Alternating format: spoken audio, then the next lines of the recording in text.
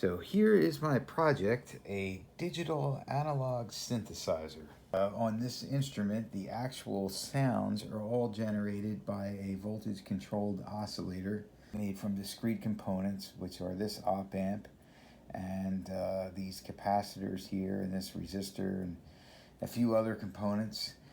The oscillation is sent to a voltage controlled amplifier, which is this transistor and second op amp, to make that circuit, and the sound comes out through these wires here and goes into the speaker, which is over here. So the beagle bone is generating I squared C signals, which are sent to these two digital analog controllers, which are then converted into precise voltages to drive both the oscillator, and the other one drives the voltage controlled amplifier. And in that way, we have a lot of control over the tones we generate, because we can change its pitch and we can change its amplitude. The tone of the instrument is generated by these components and controlled by this component. And so the MIDI keyboard here is essentially sending MIDI data, which is serial data, over this USB line. BeagleBone is parsing the MIDI data, and based upon the MIDI data that it receives, it is generating the appropriate I squared C signals to drive the oscillator and amplifier to create a tone. So that's how it works.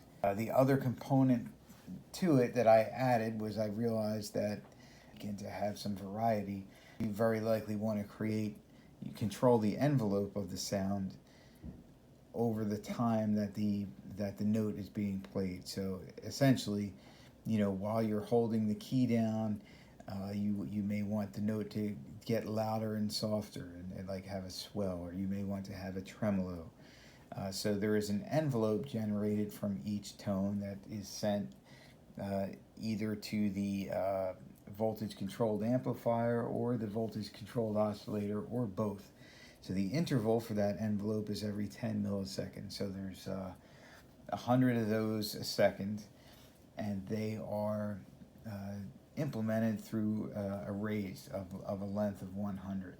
So when you press the note, the array starts, and within, it goes through its cycle there, and either adds or subtracts to the voltage controlled amplifier value or the voltage controlled oscillator value, during the time that you're playing the note. So you have some variety to the note. So I've found that even with only an amplifier and the oscillator, you can create an enormous variety of sounds. I haven't even scratched the surface of what you can do with those couple parameters there, and we have not added a voltage controlled filter yet, which would really take it off the charts. But anyway, I will play the instrument here, and we can hear what it sounds like. Have a little demonstration of the various tones.